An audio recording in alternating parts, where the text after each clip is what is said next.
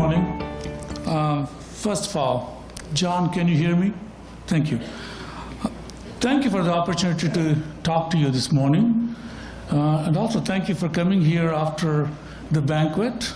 And I think I have you in exactly the right state. You had enough to drink that you can't think too much right now. So hopefully you won't have to bother me with any questions and things of that nature. You already have heard exquisite talks and seen posters detailing all the wonderful atmospheric science that is being done and you're doing. I'm not going to try to compete with you in trying to talk about more of this kind of exquisite details of the science.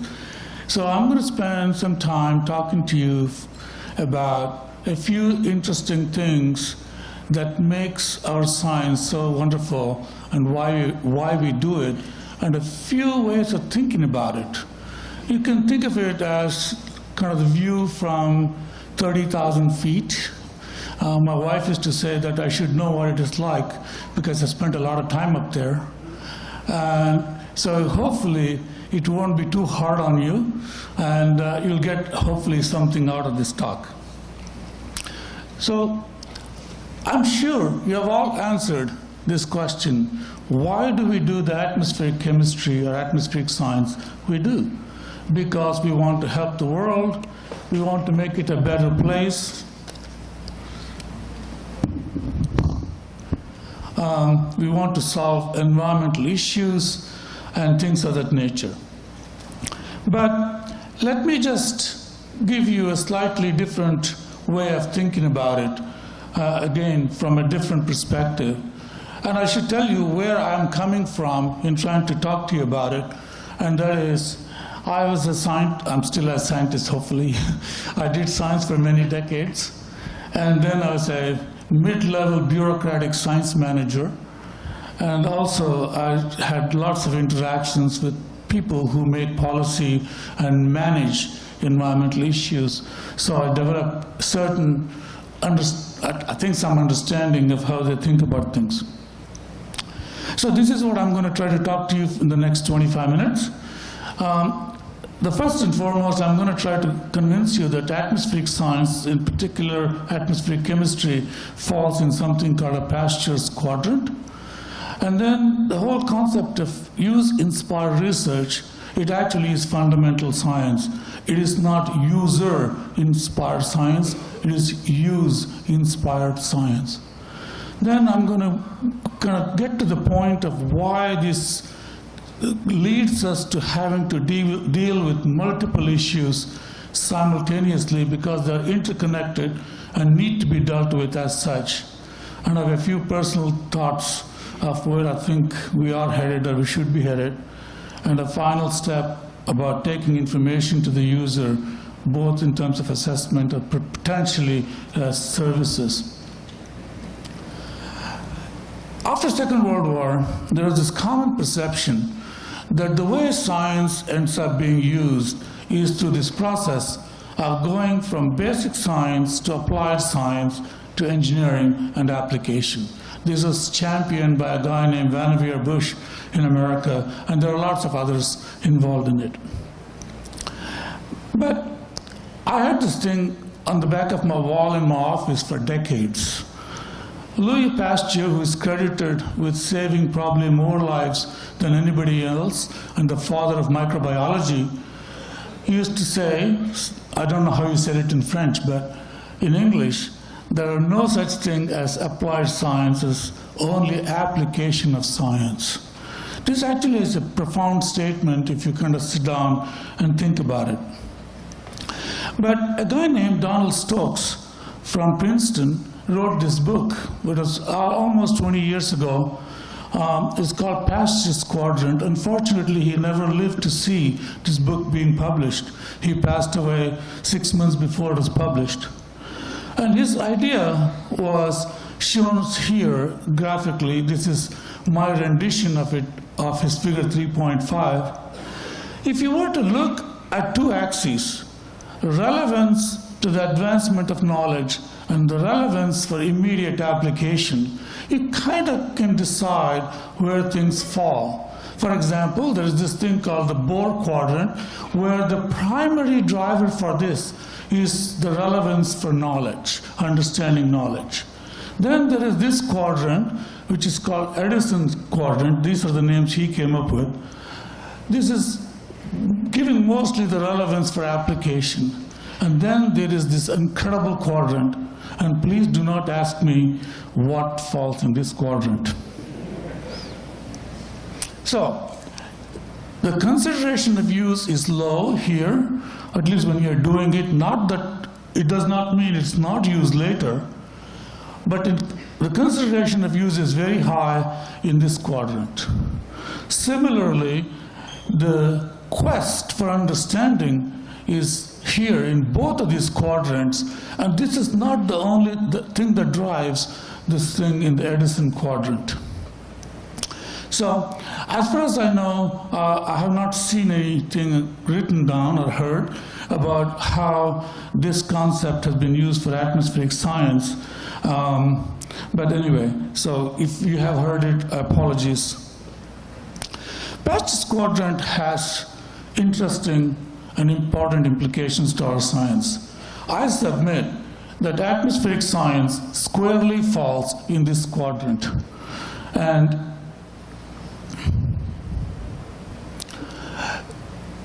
so once you accept this, it has major implications to various things we do, how we do it.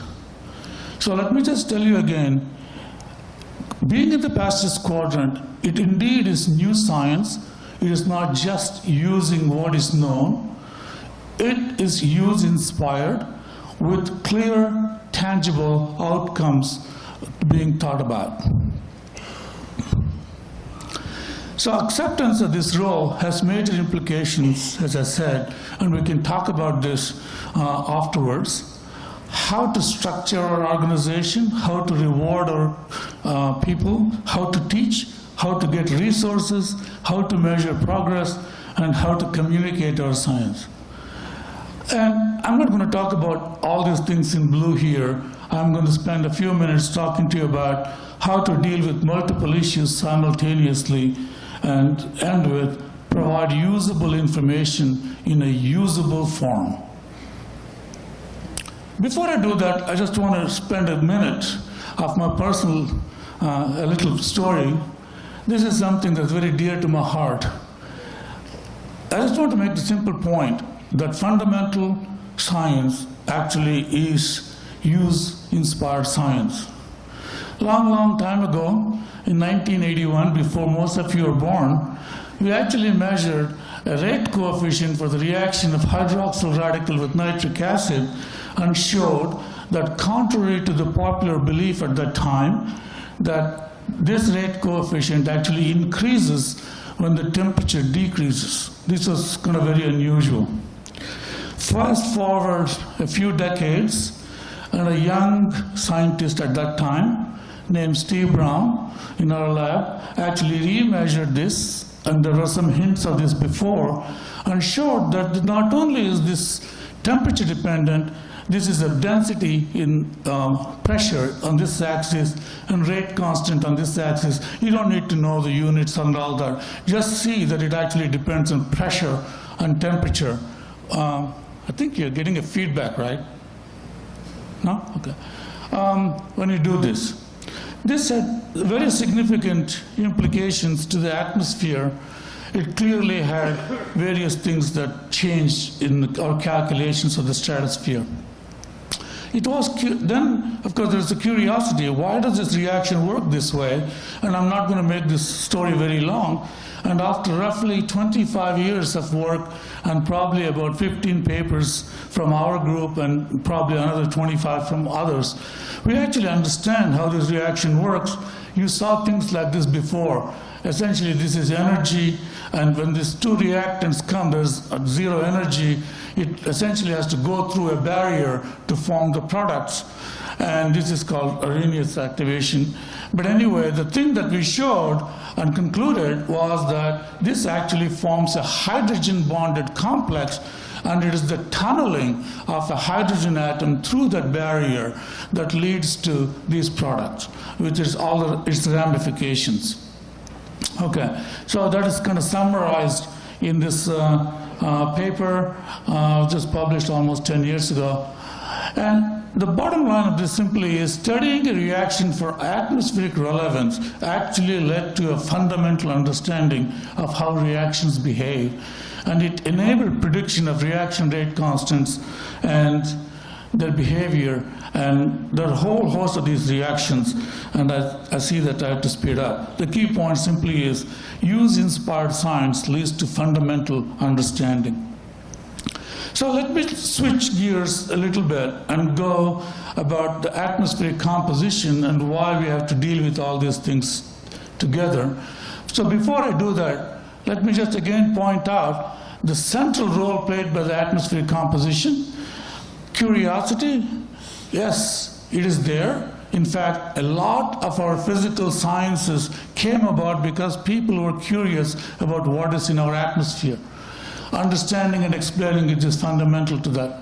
But societal relevance is what is really driving a lot of the work we do. So the simple way of thinking about it is if you want to think about the atmospheric composition, you want to know what is the input, the emissions that goes in here. And once you have these emissions, this composition then determines the impact of all this. Now, the key point I would like to make is people care about impacts, not change itself. People don't care when you tell them the climate is changing. It's a question of what it is going to do to them that makes the difference.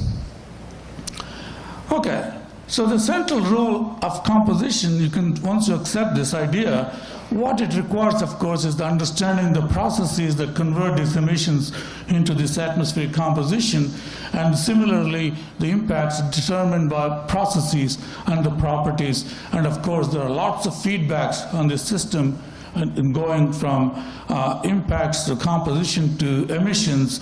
And the thing that drives us, that is distinct, and that makes us go into this pastures quadrant is we just don't stop with these blue feedbacks, but we have this intent of using this red feedback somehow to change something that we're doing to the atmosphere, to make the world better.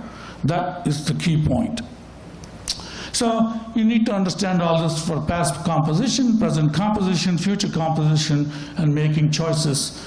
In other words, which knob should one turn to have the outcome we want? Now, we have to deal with multiple issues simultaneously for various reasons. First, and the simplest, is we have one Earth. It really doesn't matter what we do. Everything is interconnected. I just threw in a few kind of environmental issues that I kind of grew up with, and things that they all happen at the same time. So let's just kind of think through this. Everything, all these occur simultaneously, and they can be influenced by each other. You heard lots of talks at this symposium about climate change, air quality interactions, and maybe perhaps one between ozone layer and air quality. I think there was somebody who talked about stratospheric folds. And you can go through that. But the key point, though, is the atmospheric composition drives all these changes. So there are interlinks in science in all of this. And human activities cause many of these. That's why we care about it. Okay? So there are connections in cause. People make decisions. So there are interlinkages in policy. And people have to act, which means there are interlinks in management and adaptation, etc. And this is a key consequence, another consequence of use-inspired research. So I'm going to exemplify this using something that I've been messing around with for the last few years, mostly because there are so many different examples could be chosen, but I just thought since stratosphere is probably not talked about here, how can I do this connection with the stratosphere? This was the strategy for the Montreal Protocol to avoid ozone layer depletion. You all know that ozone layer depletion was supposed to be, was going to be caused, or is being caused, by chlorofluorocarbons and other halogenated chemicals. And once the Montreal Protocol was agreed to, CFCs were banned from production with a certain schedule, and very quickly CFCs were replaced by hydrochlorofluorocarbons, which are also ozone-depleting substances, but not as bad as CFCs. And this way you could transition from CFC world to some other world easily. You couldn't tell people, oh, stop having refrigerators or air conditioners, but you could still do all those things. And then the strategy was phase this out also and put in something called HFCs perhaps, or alternate technologies, so it is completely safe for the ozone layer. So this was the strategy that was going on in this process. Incidentally, the acronyms hydrofluorocarbons, HFCs, and also I'm going to use the acronym global warming potential, that is GWP. These HFCs have other impacts. So let's think about this. Here we started with the ozone layer depletion, and then going on to this issue of climate change by HFCs, and then potentially other impacts of water quality and air quality. I'm actually not going to talk about the air quality. I'm going to just mention one little thing about the water quality. So how these things are all interconnected, and the actions taken for one may not be beneficial to another, and one has to think through this entire process. This is a picture of a building from a developing country. I don't know how well you can see it. The thing that struck me as when you look at it is there's so many, if you look here, there's so many air conditioners. Okay?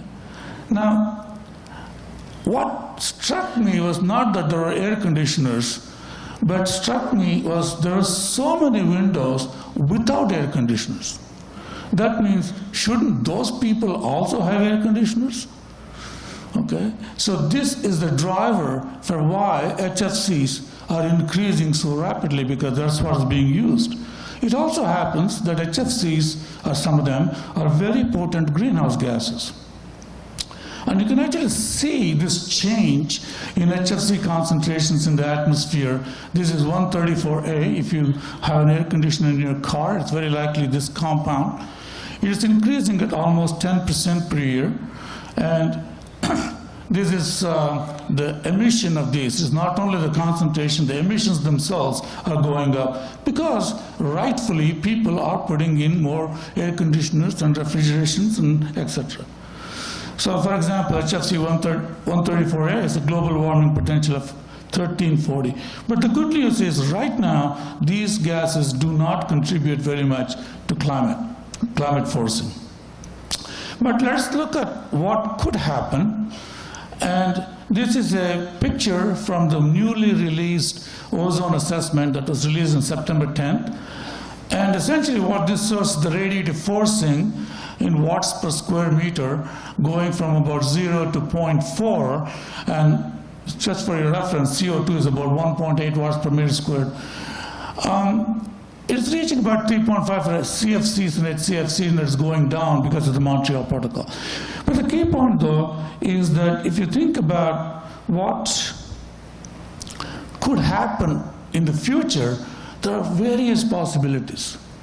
This is very, very critical. Bless Tammy Bond. She actually gave a wonderful talk of why trying to figure out what happens in these scenarios is essential science. And this is something that I'm going to come back to in a minute. So these are the possible outcomes, and let's think about it in a slightly different way. Whatever we have done to the atmosphere is done. So what would happen from now on is what really is under our control. So if you think in those terms, here's the change in the radiative forcing as a function of time up to 2050, and this is what would be due to CO2 going up there. And this dotted line is what you need to do to 450 parts per million stabilization. And this is the upper range of HFCs. Maybe it is not exactly right, but it could be, and it might actually be even higher. We don't really know. And all indications are the trajectory looks almost like this. The point of this, though, is if you think along these lines, that 25% of the future forcing by future emissions could be due to HFCs. And even if you were to do a 450 parts per million strategy, if continued HFC emissions could completely offset that. So it's a very interesting issue. But the good news is it doesn't have to be that way. There are options for us to do something different. And what this shows here is how the radiative forcing could be changed by changing the atmospheric lifetime of these compounds and using different ones. And you can see if you go down to about less than 1 year lifetime, you can completely avoid future problems. So the bottom line message is possible to retain less than 1% contribution by 2050 by using alternate HFCs and other technologies. And some of them are available. But are there other potential effects of using these compounds? And what is shown here is one of the compounds like this, HFO, and this is a very reactive species, and I see that I have only 4 minutes left. So let me just point out that one thing that it can make is something called trifluoroacetic acid. This is the little simplified scheme for that. And if you were to look at what the effect of the trifluoroacetic, how much of this could be produced, this is a paper from Jan Kazel. It's submitted for JGR. It just shows for the US what these concentrations look like. It's a lot of details in here, but let me just tell you the bottom line. Currently, HFO emissions are not a problem. If it continues to increase, there could be an issue. And the other thing is, we have not looked at the regions where the new emissions are going to be coming from, Asia especially. And also, calculating concentration in rainwater is not the same as calculating concentration in stagnant water pools, because it's a cumulative, this one accumulates in the water pools. So, what I tried to show you is this issue of the connection between ozone layer depletion, climate change, and then possibly water quality. Multiple issues, you deal with it. The reason is people don't ask you, is what I'm using good for the ozone layer? Is it good for the climate? Most of the people don't even know the difference between the two. All they want to know is it good for the environment? So it is incumbent upon us to make sure that we can answer that question. In the last 2 minutes I would like to just make a plea, and that is, doing the science is wonderful and essential, but it is not sufficient. You need to take that science to somebody who can use it and give it to them in a usable form. So you need to go that extra mile. So that brings me to my last 2 points. Emissions are a big issue. If you look at the continuity equation, we have spent decades understanding chemical transformations. Emissions and deposition are the less well understood things. But emissions in particular are key because that is what the policymakers need. That's what actually we tell somebody we're going to help them with. We're going to tell them how you can do something.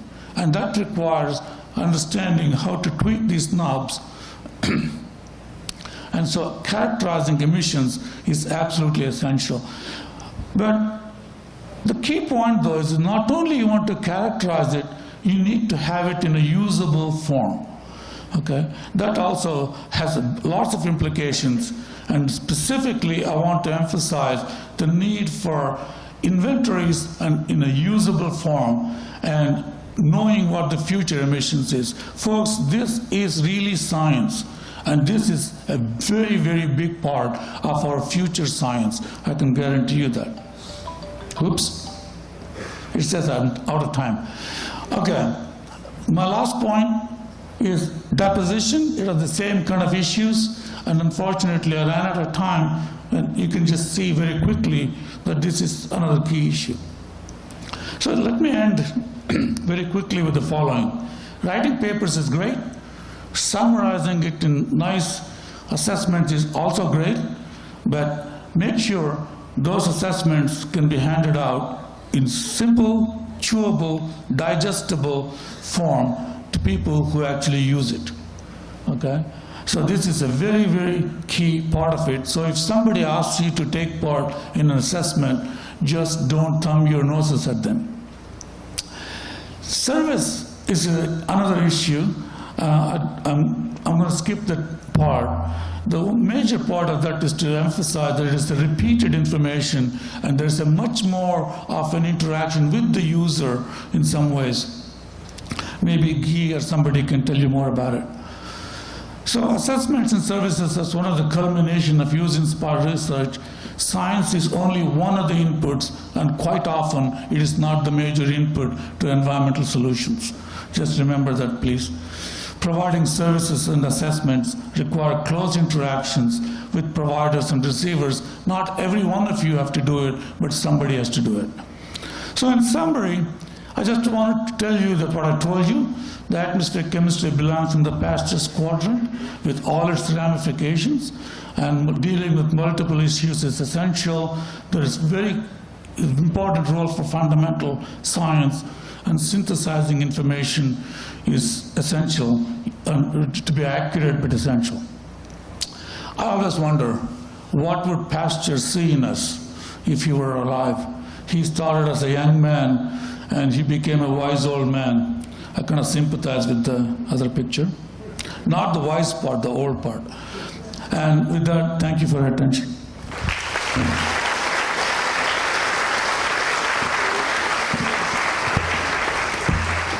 Oh, I forgot. This is the book, Pasteur's Quadrant, if anybody wants to look at it. Okay, so time for a couple questions. I'm not surprised. Enon.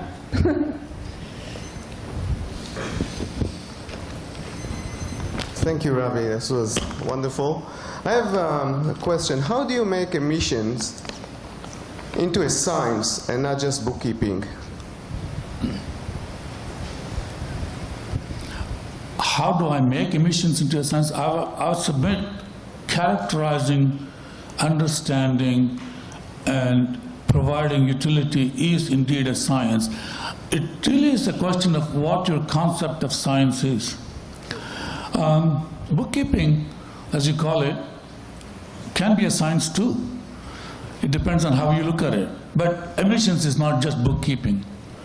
It is very careful, judicious choice of knowing what is coming out and how to convert that into something that can be used. I don't know how else to say it. Knowing, let me just give you I don't want to take up too much time. Just think of Junger relationship, okay? The relationship between lifetime and variability. And there is a challenge for you on trying to deal with emissions. Okay, Guy? I'd like to make a remark about assessments. You have basically shown how useful the ozone assessment has been in order to develop essentially ways to protect the ozone layer. Now, since the famous Stockholm Conference on the Environment in 1972, 500 international agreement, all kind of agreement have been signed dealing with all aspects of the environment. And the international organization have made a scorecard to see how useful these agreements have been. And there are two issues where they've been clearly useful. That's ozone and CFC, that's one.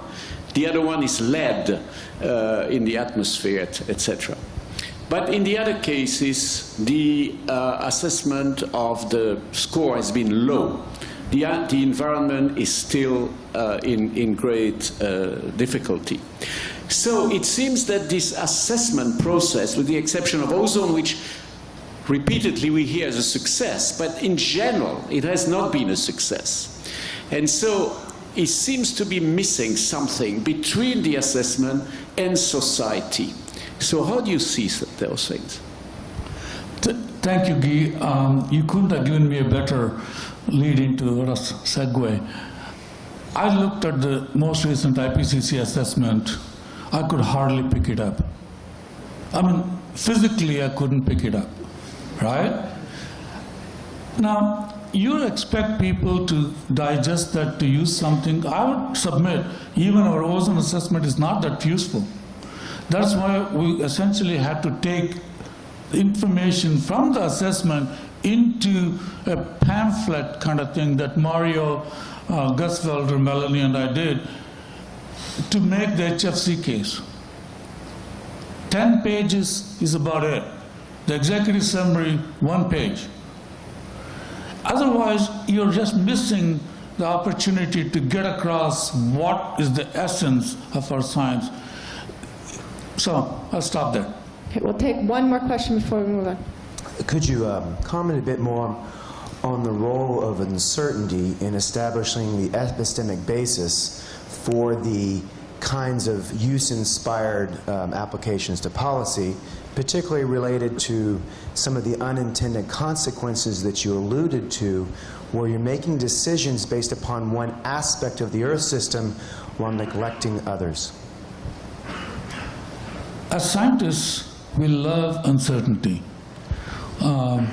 We actually even make our stated goal to reduce uncertainty. As policymakers, what they want to know is what is it that you do know, not all the stuff you don't know. Okay? It is an amazing little thing. So that's first point. Second, I'm not suggesting we shouldn't address uncertainty, but you should remember that. The second thing is, no assessment and no policy is the final word. Montreal Protocol was an amazing example of that. If only the signed protocol was implemented, we would have already gotten to roughly 10 parts per billion of CFCs today, okay? Of the equivalent chlorine, not CFCs. But the point, though, is that in the face of science, people change their attitudes, change their decisions. Same thing has been done for air quality. The time scales are different because it's almost on the time scale of your scientific career, but it does happen.